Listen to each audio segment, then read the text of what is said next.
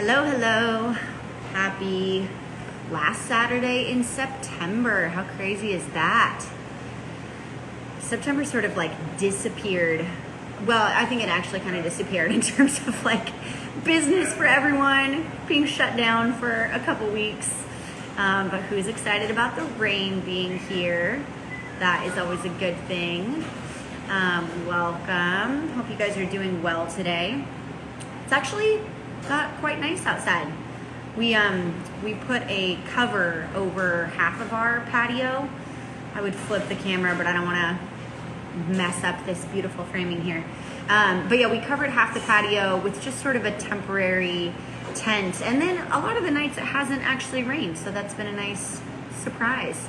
Hi Gail, welcome. Hi Tashina. I just handed off a case of wine to like the last couple in the wine club, so I think they're racing home to join on as well.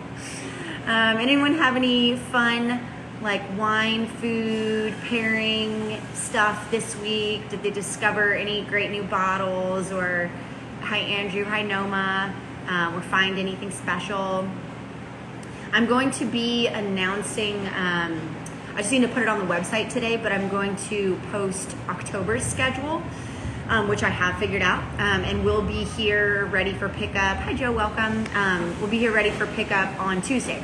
So from now on, I'm gonna have the whole month ready for you guys like we did this month on Tuesday. I would come like late afternoon, like no time before 4, just to give some of the deliveries time to arrive. But yeah, all 4 weeks will be there, and I'm actually trying to get November and December straightened out as well, so that I can just post the schedule through the end of the year. Because I know with holiday, well, who knows about holiday plans this year, but the holidays are always sort of a more hectic time, so I'm just trying to be over prepared. Hi Erica, welcome. So today we're going to be talking about Beaujolais, which I'm excited about. Hi Nicole. Andrew says, I had a dream last night that you were hosting a wine and international film screening series with Cinema 21. I hope that that's, foretelling something in the future. That would be great. That would be excellent. I love it. And Noma says debates that night. Might have to drink all bottles Tuesday. Oh, good call. Good call. Wait, when did the debate start? Oh, it's on Tuesday. Gotcha. That makes sense. Yeah. If you run out, let me know. Tashina says, what are the holidays you speak of? Isn't it still April? Yeah, pretty much. And I will say this, October has 5 Saturdays and the 5th one happens to be Halloween. So we're going to skip that week because, I don't know, maybe you're going to be like dressing up in costume at home and eating candy. So we'll skip that day. But then November has 4, December has 4. One of the Saturdays in December is the 26th, but I figure, it's the day after Christmas. No one's doing anything that day anyway. Stuck at home with family, so might as well drink wine. So we'll be going all the way through November and December, and then I think we'll probably take the first Saturday in January off because there's also 5 in January. So anyway, just trying to get ahead of things. But yeah, we're gonna taste Beaujolais today, which I'm really excited about. I think Beaujolais can get sort of a bad rep, sort of for similar reasons that, like, say, Riesling does, or even like when we've talked about certain, I'm trying to think of, there's another European region we've talked about that kind of ended up mass producing a product that became really popularized in the US and kind of tarnished the reputation of it. And so, as we'll see, that sort of is the case with Beaujolais. But kind of like Riesling, it's sort of a darling favorite wine of wine geeks and, wine professionals, and people love it because it is delicious and has a lot of, similarities to, say, Burgundy and, a lot of great French regions, and yet it's not crazy expensive like your typical bottle of Burgundy would be. So I guess we can sort of get started. I'm not doing YouTube today because I still haven't figured out YouTube. I think I bought the wrong camera, and so the frame rate is too slow. So just keep watching on Instagram for now, and once I get YouTube figured out, I will let you guys know. Me and technology do not go very well together. So just to give you a quick visual, I know the map's going to be backwards, but where we are talking about. again, this is France as a full map, but stand up here. So make sure I'm looking at this correctly. All of this red stuff is Burgundy right here. And anything, basically Beaujolais is this bottom red part, and it kind of goes right into the Rhone Valley down here. So Beaujolais is right in between like Burgundy proper and the Rhone Valley. It's sort of in between the two cities of Mâcon and Lyon, essentially, which are both, like Lyon is a huge food center, so Beaujolais has long been associated with kind of like a bistro wine because it was affordable and right by Lyon and would kind of always be paired with a lot of the great food that came out of there. So let's just talk a little bit briefly about kind of the history of the region and, you know, is it part of Burgundy? Is it not? You know, that's sort of still a question they're trying to answer, and often sometimes you'll see Beaujolais lumped in with Burgundy. Technically, it's part of Burgundy, but more and more you're seeing it spoken about on its own. All right, so the Romans are the first ones, like pretty much every other region. The Romans were the first ones to plant vines there, not quite as early as some of the like more Mediterranean regions we've talked about, but in the first kind of 100 years BC, they got vines planted there. They're the ones that established a lot of the roads, built temples, and you can still see a lot of influence from them, or like roads or certain architectural things in Beaujolais, like especially in I think Brouilly and Moulin-à-Vent. So they sort of got things started there. And then the Franks came in around 500 AD. Sometimes they're referred to as the barbarians, but I can't imagine that that's the technical terminology. So they were the Franks, and the Moors came in at some point, but I think they repelled them. So the Franks sort of settled in the area and then converted to Christianity, and so that meant that there were monks there. So we all know the monks are pretty much the godfathers of a lot of the techniques we see in winemaking. We've heard their names mentioned in, you know, almost every European region we've talked about, and especially in Burgundy. I'm trying to get a Burgundy tasting figured out since I got these half bottles in, guys. I'm so excited. I'm gonna use a couple of them for October's tastings. So it'll just be like 3 half bottles mixed in with the rest of the other ones. So it's gonna allow us to try like pricier wines, which we normally can't do. So I got sidetracked. Basically, I would try to get Burgundy in at some point. So the monks started to really look at terroir, look at what soils were there, what grapes were working in what soils, kind of establishing vines, establishing various winemaking techniques, and really kind of cementing it as a, you know, producing region within France. And so they really ran things until like the 10th century, I believe. And at that point, the lords of Beaujolais, they're actually called I don't know if it's Beaujolais or Beaujolais, but spelled like Beaujolais. And so they're the ones that started the town of Beaujolais, which is sort of right in the middle of the region.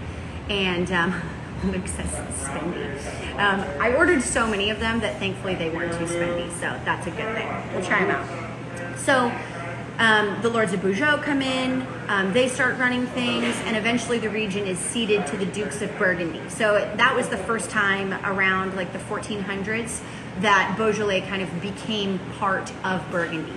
But they were always sort of shunned as like the redheaded stepchild. In 1395, the Duke of Burgundy at the time, who was called Philippe the Bold, he made essentially a royal decree stating that Gamay was, how did he put it, an evil and disloyal plant, and banished it from being planted in Burgundy.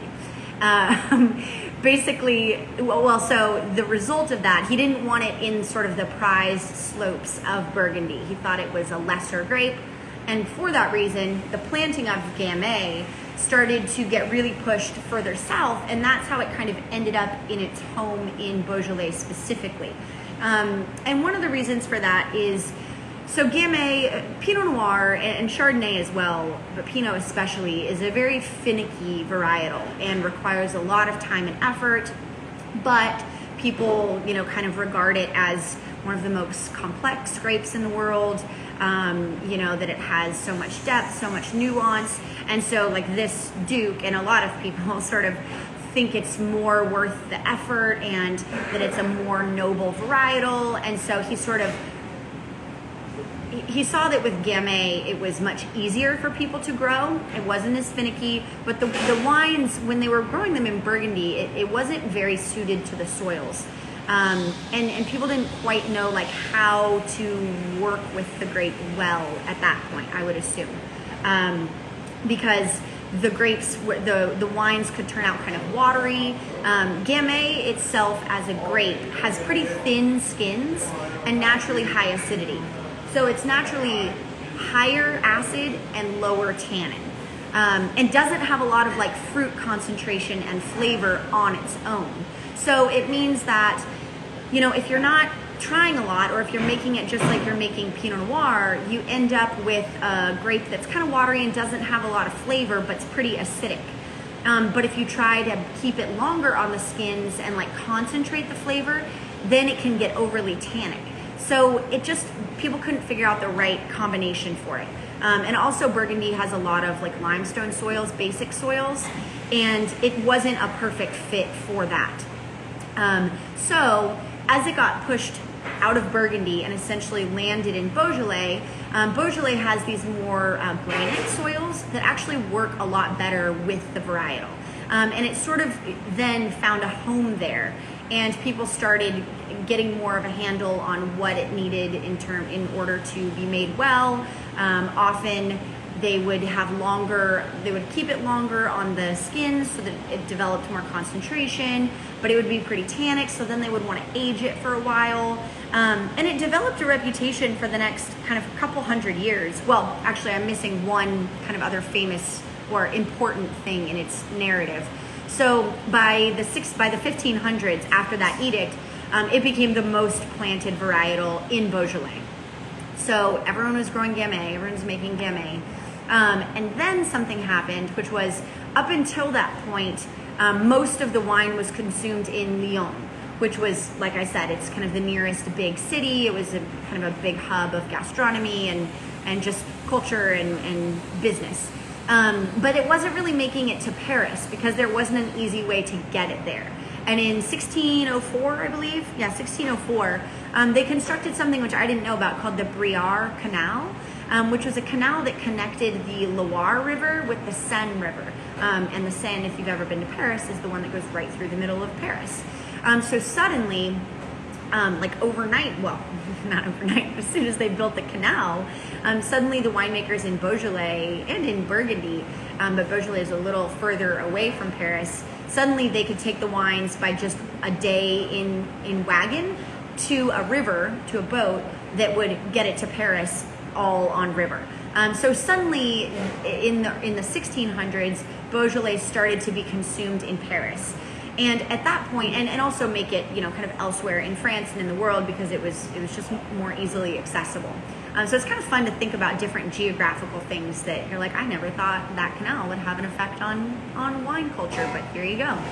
So at that point, Beaujolais started to develop a reputation for like solid bistro wine. You know, it wasn't thought of as maybe as complex or as fancy as Burgundy or Bordeaux, but it was thought of as like a quality wine that was well made, that had a lot of just like very pleasing attributes, but that wasn't crazy expensive, and it was a great food wine. And so it became kind of known as a bistro wine. So if you think about like a lot of the classic French bistro dishes, coq au vin, steak frite, stuff like that is kind of a classic pairing with Beaujolais.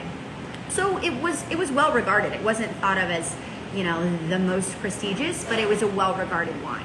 Then, and we'll talk a little bit about carbonic fermentation, but I did not realize that carbonic fermentation was such a recent thing. And I'll explain what it is after this. But basically it's a way of fermenting the grapes. Maybe we should just talk about it right now so that it makes sense. Carbonic fermentation came around in the 1930s, which I had thought they had been doing it in Beaujolais for a long time, because now it's often very synonymous with Beaujolais. and is part of the reason why Beaujolais has sort of dropped in reputation. So basically what carbonic maceration is, and I'm going to try to not get too technical, and if I'm not explaining something clearly, just let me know. So normally with fermentation, the sugars live in, if you're looking at a whole grape, the sugars live in the juice or in the pulp, kind of trapped within the skins. But the yeast, either added yeast, or we talk about fermenting with wild yeast, that sort of lives on the outside of the skins. So in order to start a traditional fermentation, you pick the grapes, you bring them in, and then the next thing you have to do is crush them, because that is what allows the yeast to come in contact with the sugar in the juice and start the alcoholic fermentation process. Carbonic maceration is a little bit different. So rather than being kickstarted by the yeast on the outside, it actually starts within each individual berry. And the circumstances that you need, or the environment you need for carbonic fermentation to take place, are a lack of oxygen and a presence of CO2. So in a fully carbonic fermentation, you would have a sealed vat where you would put all, like a stainless steel or a concrete tank, where you would put a bunch of whole clusters of berries in there. That's very important. The berries have to be whole. So you'd fill it full of berries, and then you would blanket everything in CO2 and seal it. So suddenly there's a completely oxygen deficient environment. And what happens is that the cells, the berries sort of start to break down on themselves. The CO2, I don't know exactly scientifically how it works, but with the presence of the CO2, suddenly within each grape, within the sugars in the varietals, within the sugars in the juices of each berry, enzymes start to break down, and those enzymes start their own alcoholic fermentation. So it's a different yeast, it's a different kickstarter, but it basically happens within each berry. And once the alcohol gets to be 2%, the berries burst. So basically the fermentation starts at different times within all the berries, and they all start bursting around 2%, and then suddenly the outside of the skins is in contact with the juice, and at the 2% mark, a traditional fermentation essentially takes over.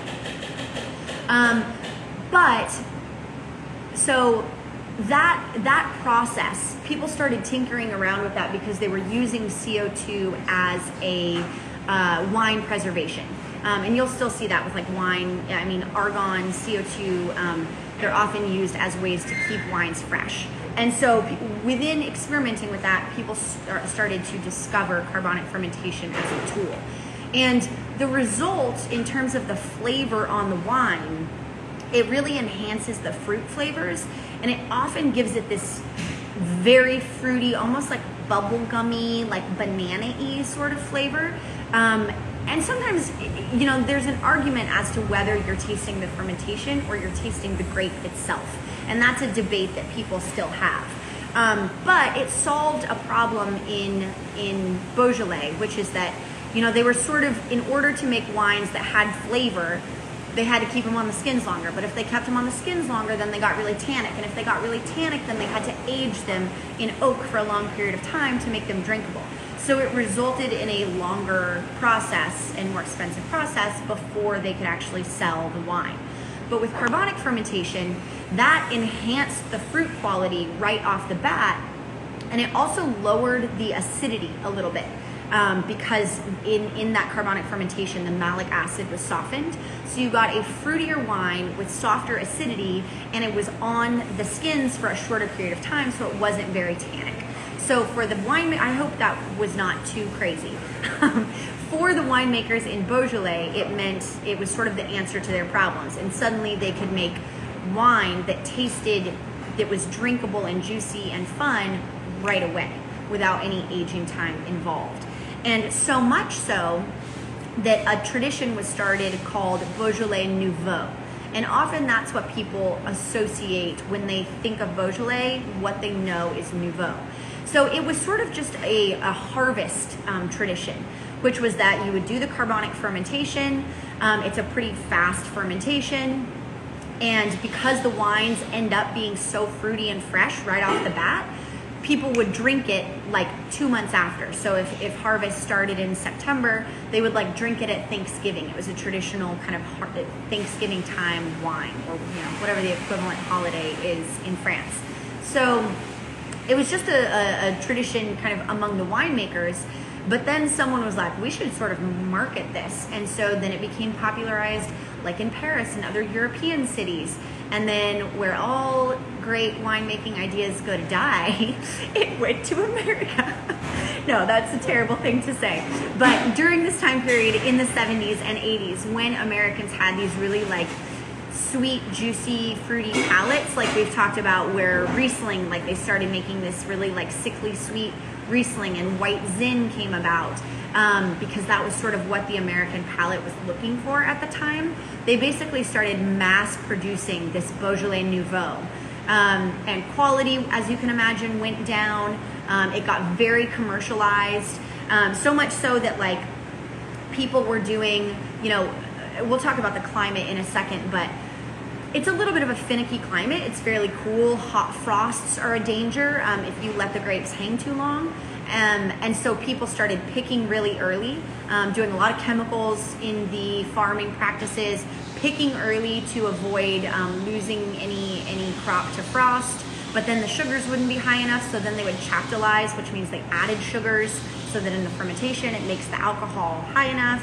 And then they would douse everything with a lot of sulfur dioxide. They would do it all with commercial yeast. So it became this very commercialized product. And the last little kind of coda to this story has been the reversal of that. I realize this has been a bit more history than normal, but it's all sort of setting the stage for the wines that we're going to taste. So Beaujolais was sort of once respected and traditional, not maybe the most exciting wine in France, but well respected. And then it kind of turned into this crazy commercial product that really tarnished the reputation of it. And then in the 90s, a group of young winemakers, they're referred to as the Gang of Five, sort of among like wine culture lore. You can look them up. It was Marcel Lapierre, Guy Breton, Joseph Chaminade, I'm forgetting two.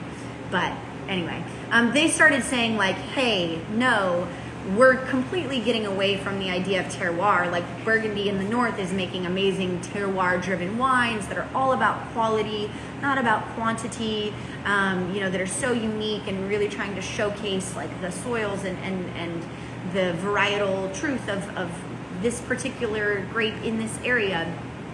So they're sort of the godfathers of natural wine. And I should mention this name, there's a guy named Jules Chauvet, who was making wine in the area, but he was like a decade older than them, not a decade, he was like 40 years older than them. And he was sort of this loner who had been doing his own thing for a while and experimenting with natural winemaking and kind of proving that it could be done, but he was just kind of like a farmer and no one really knew his name. And these young guys saw what he was doing and were amazed by it. And so they started making wine very naturally.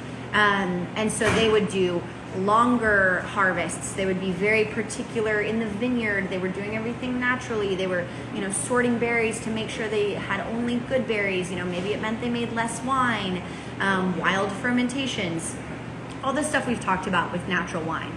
And their idea was that, for so long Beaujolais had stood in the shadow of like its more elegant older brother Burgundy, and had tried to make wine like Burgundy did and kind of tried to do what Burgundy did but not quite as good. And they kind of started a movement of like, how is Beaujolais unique? Like the soils are different, the climate's a little bit different, they're using different varietals. And so they sort of started taking pride in Beaujolais itself and trying to make a wine that wasn't trying to be anything other than Beaujolais. So that's sort of where we are right now in Beaujolais' history. And thanks to those five guys, now there's really amazing Beaujolais out there, and there's a lot less of the like mass-produced Nouveau, and especially less that makes it stateside. So that's good news for wine drinkers. And so the wines that we're going to taste today are, like, for the red, it's actually not carbonic. And I wanted to do that. I mean, maybe people were expecting a carbonic one because that's what is often associated with Beaujolais, but those ones are fairly easy to find. Like, most Beaujolais village that you find will probably be carbonic or semi-carbonic. But this wine is made in a more traditional kind of natural style and really trying to showcase terroir.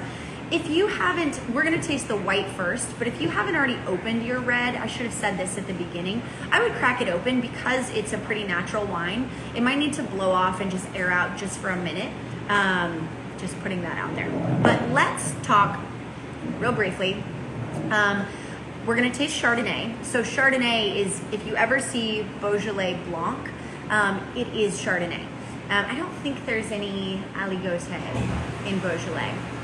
Aligoté is the only other white varietal allowed in Burgundy, but I don't know that I've seen any Aligoté grown in Beaujolais. Anyway, just in terms of geography, it's a cool climate, as you can imagine. It's just below, traditional Burgundy, but it is kind of just above the Rhone Valley. So you get these very granite, rocky soils, whereas Beaujolais is more limestone, sometimes in places a little chalkier. It really shifts into getting very rocky, and then by the time you're in the Loire Valley, it's tons of like granite and schist and just heavy pieces of rock. So Beaujolais is sort of the beginning of that geology. And so you get the really well-draining, mineral-rich soils that we know are great for wines. It's a continental climate, as you can imagine, being so far inland. But there is a mountain just to the west of it, the Massif Central, that sort of helps regulate the temperature and make it a little bit more moderate. But like I mentioned, frosts are a big concern. It usually always snows there in end of November, December. So it's a cold climate compared to a lot of the ones we've talked about, which makes sense because Chardonnay and Pinot Noir like those sorts of climates. So most people know Beaujolais for Gamay, but there is excellent Beaujolais Blanc coming out of there, and it's a great alternative to Bourgogne Blanc because again, it's very close in terms of geography, but it's going to cost you a lot less money because it's not quite as prestigious of a label. So we are tasting Jean-Paul Brun is the producer. Where he is, he's in, so there's Haute, essentially like Haute, upper Beaujolais and Beaujolais Bas, which is lower. And so this is actually in the lower part, which has sandier soils. Most of the best red vineyards are in the upper part because there's more granite heavy soils. But this has more like sand, a little bit of limestone. So Chardonnay has sort of found a better home down there. And they call it the Golden Land, which is what terre dorée means, land golden. And what else to tell you about this wine? I guess we can just jump in and taste it. He's sort of made a name for himself with Chardonnay and with vineyards in the lower part of Beaujolais, which isn't as highly regarded, but he has been around for a long time and is a very highly regarded producer himself. So let's taste it, since I've literally talked for 30 minutes.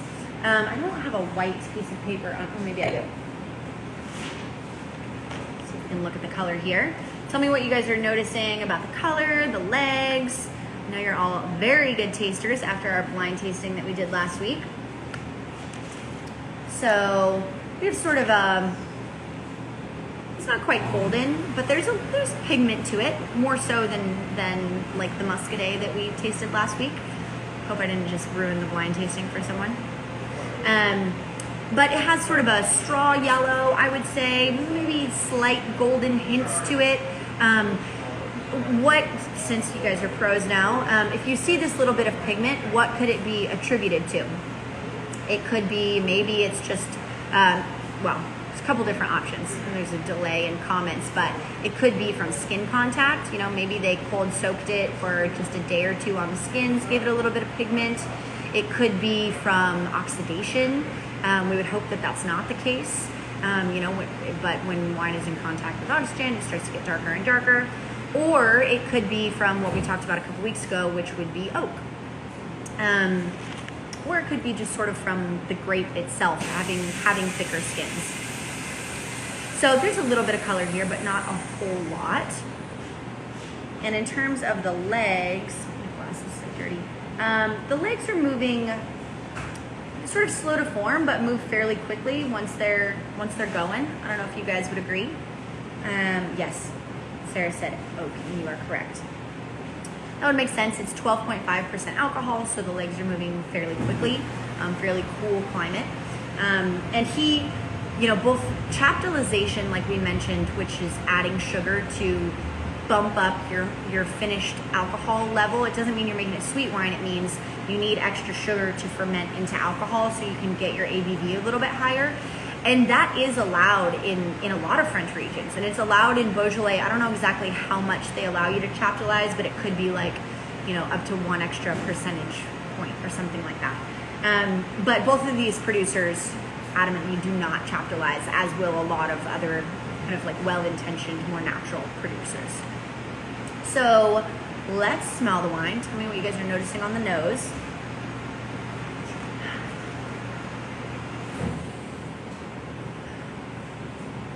I get maybe some golden apple, some pear,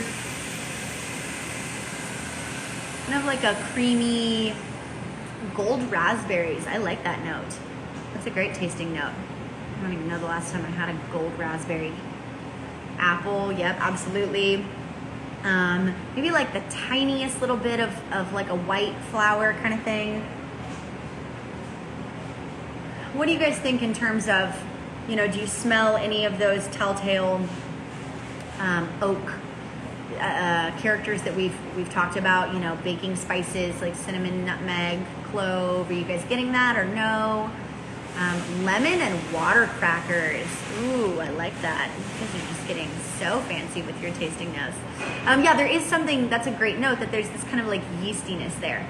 And if we remember, sometimes if we just find a rich wine, we immediately just think it's oak, but oak will give more like baking spice notes, whereas lees contact will give more yeasty notes.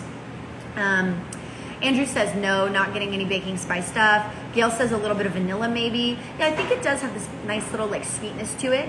Gardenia on the nose, white flower, yeah, absolutely. And so if you smell like cracker or pastry, or people will say croissant or biscuit or brioche, usually that's a sign of lees, because remember, lees are the dead yeast cells that people will let the wine sit with to give it more like richness. So separate from oak. So Andrew was right on here, although I do kind of get that vanilla-y note on the smell. There's actually no oak on this. There is lees time. I believe it's on the lees for almost a year, maybe like 6 months, and they stir the lees to kind of get extra contact with them. But it's aged in steel and concrete, so there's actually no oak on it, which I wanted you guys to kind of be able to taste just the fruit itself. So let's taste it and tell me what you guys are getting on the palate.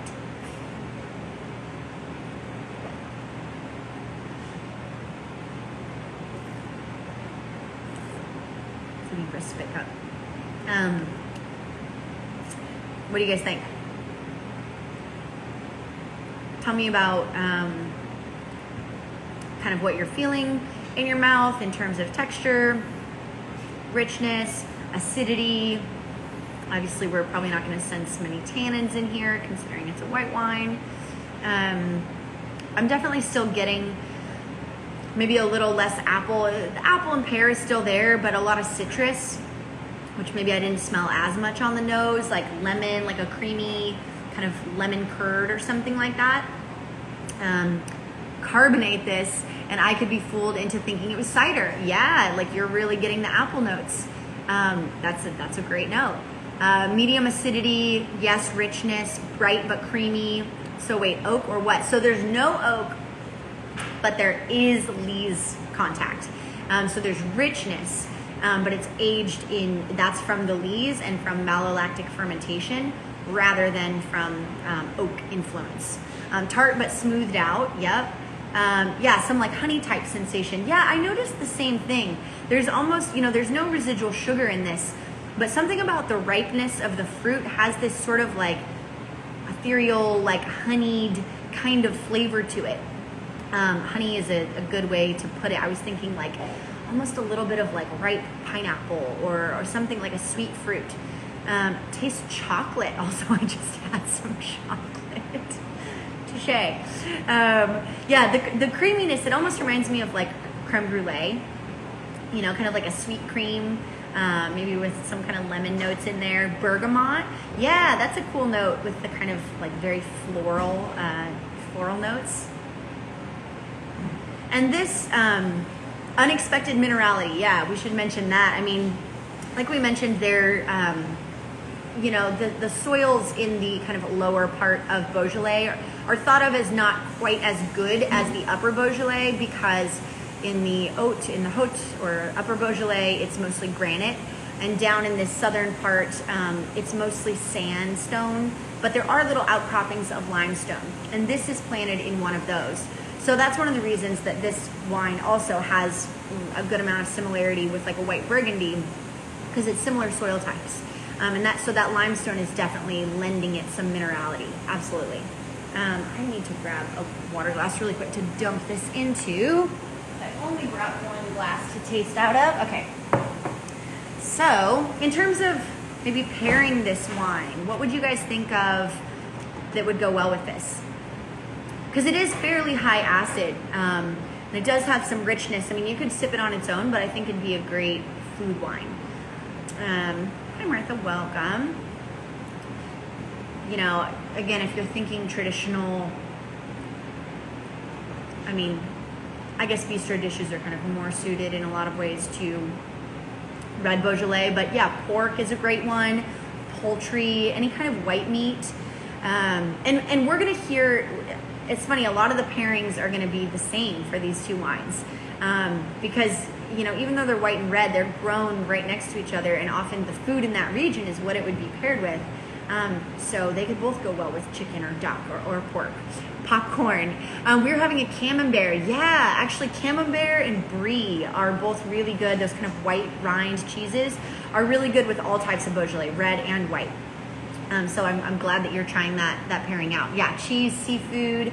Yes, any kind of white fish or like lobster or seafood in like a cream sauce, or like a lemon butter beurre blanc sort of thing. I thought of something. Risotto would be a great pairing with this. Like a nice cheesy rich risotto would be great. I wrote down like clams and linguine might be fun. Even like a nice autumn kind of salad, which these are great fall wines, which is why I wanted to do these at this time of the year. Because if you think of all those great like fall flavors, brown butter, sage, cranberries, toasted nuts, root vegetables. I often reach for Beaujolais for Thanksgiving, because it is sort of this traditional harvest time of the year wine. And if you think about turkey and gravy and stuffing, these are great options to maybe have with your Thanksgiving dinner, because you might be feeding a big group of people and maybe you don't want to spring for super expensive Burgundy, but this is still great quality and is going to match the food really, really well. Yeah, any other thoughts on the white? What do you guys, I know it's Chardonnay, which can be divisive, but do you guys like it? What is the other Chardonnay? I guess we tasted a Chablis, which was a little less rich than this and a little less ripe. I would say that had more like green apple, higher acid, a little more linear. This is like a little bit rounder, has those kind of honeyed notes. But hopefully it's like another good example of like well done Chardonnay in a slightly different style. Good, Andrew, I'm glad you like it. Glad you like it, Tashina, as well. Great. Yeah, I think the wines in Beaujolais are great quality for not as expensive. So, you can use them for, sometimes you have to save Burgundy for special occasions. I like it, but then I like Chardonnay. Perfect, yeah. Yeah, and this one I guess is because it's a little richer, it's a little closer to like traditional Chardonnay that Americans always think of. But it still has like a lot of brightness and I feel like balance and finesse that maybe your average big over oaked grocery store Chardonnay would not have. Very nice, very summery, I like it, usually do not like Chardonnay. Great, that's awesome. That is my goal. Okay, so let's jump to the red. And I realized maybe I shouldn't have given it away telling you this one was not carbonic, but just so you weren't like looking for bubble gum and like, why can't I smell it? If you, like I mentioned, if you want to taste, I could have done two reds. I could have done a carbonic and a not, and maybe I should have done that, but I just thought it'd be, guys, back. I set a screen time limit on my phone to test it out, and apparently I've hit my limit and it paused it. So we should be back on. Sorry about that.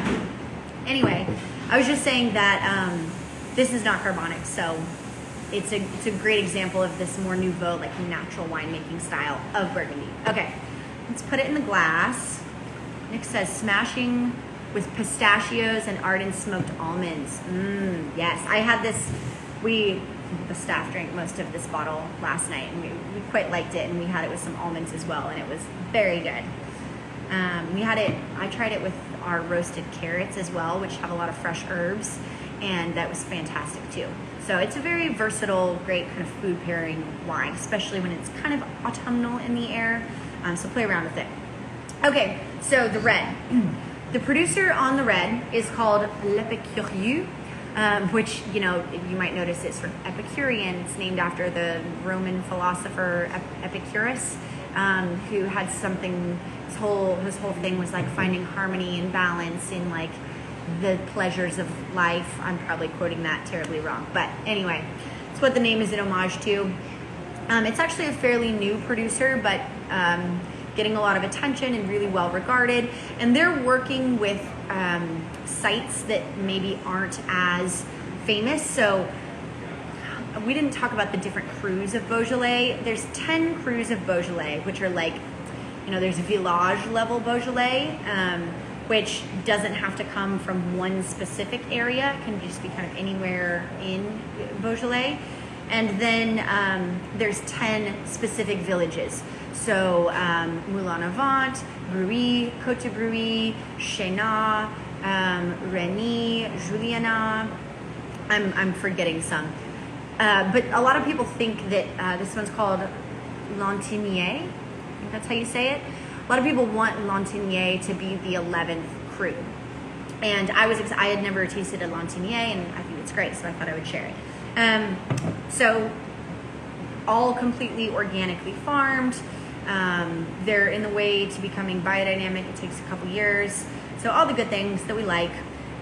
Let's put it in the glass, look at it. There's a nice clue right at the beginning that you might be able to pick up on. It just got kind of dark in here, so I don't know if you can see, but talk to me about the color and maybe how translucent or not it is compared to other wines that we've tasted. It's got kind of a nice, like purpley red color, which is pretty typical of Gamay. You get a lot of these like berry-y, kind of like purple, dark red fruit notes. It's less of like a bright red cherry and more like blackberry, raspberry, those kind of things. So nice kind of like garnet color, I would say. Oh wait, no, I'm sorry. More like ruby with like purple notes to it. Mulberry, yeah, pretty dark. Yeah, and what I was sort of alluding to is that, I don't know if you can see, but there's a good amount of sediment that's sort of suspended in the wine itself. Yeah, so Kyle said it's mostly opaque, but not completely.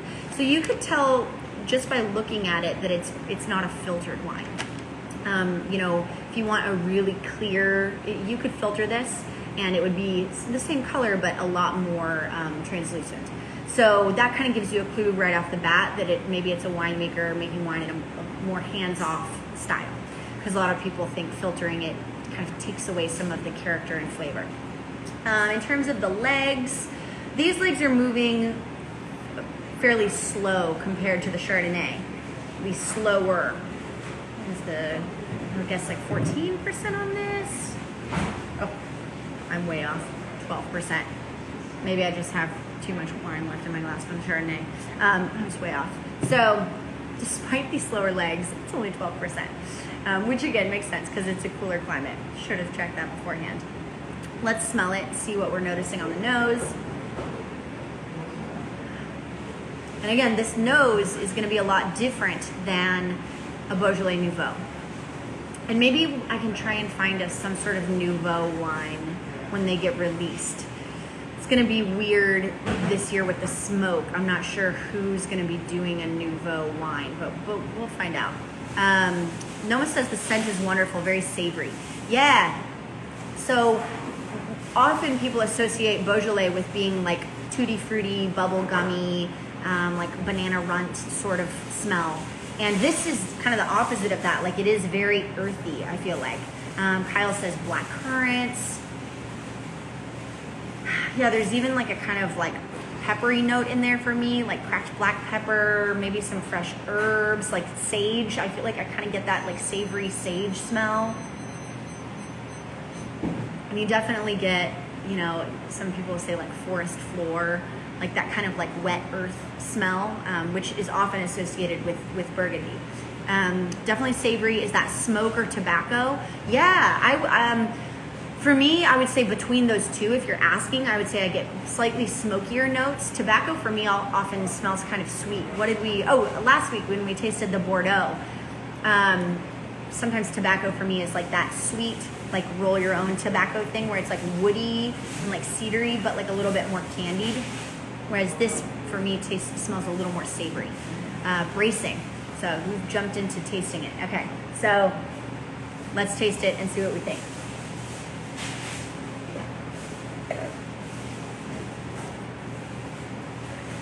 Andrew said, it smells like it will be tannic. So taste it and tell me what you think. And well, I don't want to give it away. I want to hear what you guys think. Tell me what you're tasting versus what you smelled. How's the acidity? How is the tannin? Wet earth, great comment. Also a bit of flatter. Great. More acidic than I thought. Yeah, absolutely. And so if you'll remember what I kind of mentioned at the beginning, you know, without using carbonic fermentation, if you are just trying to kind of get across the quality and flavor of the grape itself, there's not a ton of fruit concentration because the skins are fairly thin. So you have to leave it on the skins for a good amount of time to get concentration of flavor and color. And that means that it kind of heightens the acidity and heightens the tannin. So you do get a little bit of you do get a fairly acidic and fairly grippy tannic wine. I mean, this is not the most tannic wine we've tasted by any means, but it is more tannic than you might expect in like a Beaujolais Nouveau.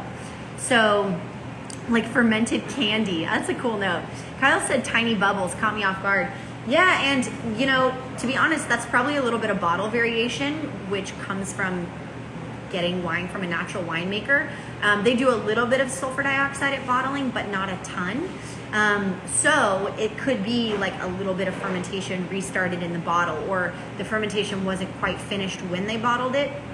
Sometimes it's hard to tell with natural wines because if you're not dousing it into sulfur to kill the fermentation, there is the chance that it might still be going a little bit and you wouldn't know. And then once it's in bottle, maybe there's still a tiny bit left to ferment and the byproduct is CO2, so you might get some tiny bubbles.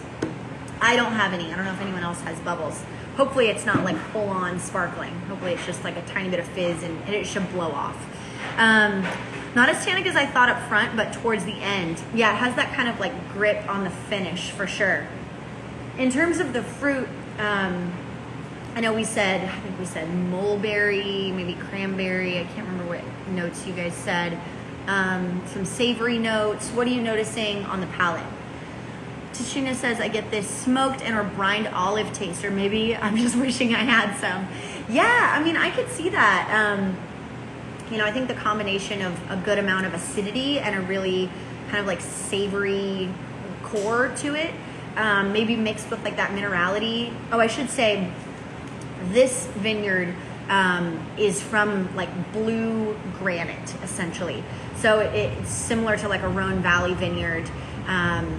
Or even, I mean, it's not slate like the Mosel, but it's blue granite, so it's very rocky, so you definitely get that kind of minerality, and that kind of adds to that texture in the mouth as well. But I could see that little bit of like brininess in here. It seems cocktail-like, but I'm not sure why. Yeah, you know, it has this almost like, I don't know, like bittersweet vermouthy sort of thing to me. Maybe that's sort of what you're thinking, like you know, like a Negroni or something like that. I get that, where it's a little bit herbal. And I don't know that I necessarily get anise, but you know, if you've had like some of those Italian Amaros, I feel like you kind of get those like dark bittersweet notes. Any other tasting notes on here? And so I wanted to show you this because this is like the traditional style of Beaujolais, aside from the time frame between 1940s to the year 2000. So other than that sort of 60-year period, you know, for the other 2,000 years that they've been making wine in Burgundy, it's been more like this, and people are trying to kind of return to that a little bit more. Really interesting, pretty sweet and juicy initially. Yeah, and one thing, you know, we talked about, I think maybe Andrew, you brought it up, whole cluster last week. There is some whole cluster on here. There's not a whole lot, but that also kind of lends itself to extra structure because Gamay naturally doesn't have a lot of structure. It's not overly tannic. It just kind of can feel tannic when it's on the skins for a fair amount of time. FYI, does not go with apple. Good to know. I'm writing that in my notes. But I hope you'll think that it's an interesting food wine. And, you know, again, the fact that we could do 2 full bottles for, you know, a $35 set, you know, you could never do that with Burgundy. So it's great complexity and really interesting wine, really interesting soils, good ethos, but it's just not going to run you as much as its fancy neighbor. So what would you guys, I mean, we already kind of talked about pairings, but any other, and this will, you know, keep this open for a couple hours. Like if you just opened it right before the tasting, it should open up a fair amount as well. And that like earthy savoriness might blow off a little bit in favor of more fruit. I just opened mine as well, so I don't quite have any guidance on that yet. Any other pairing, you know, we kind of talked about some classic French dishes. You know, if you think about going into Paris and going to a bistro, most of the stuff you see on those menus, coq au vin, ratatouille, steak frite, coq monsieur, like those would all be classic pairings with Beaujolais, even like the hamburger. Stands up to hazelnut butter chocolate. Ooh, I like that. That is great to know with the nuttiness and the cocoa. Pizza. Yeah, I mean, Beaujolais is cool because you can use it as just like your everyday, you know, put it with pizza, spaghetti, and it's I feel like it's approachable enough that you could do that. But I think this would really shine with roast chicken, roast duck, you know, get some rosemary and sage and thyme and some great herbs in there. Like Nick said, seems like it'd be another good Thanksgiving wine. Yeah, exactly. Like red Beaujolais is one of my go-tos for Thanksgiving because you think about a plate that has, you know, turkey with some of those herbs we just talked about, some gravy for richness, stuffing that has, again, those herbs, and then cranberry, which has that fresh berry thing. Like, that's sort of just a perfect pairing for Beaujolais.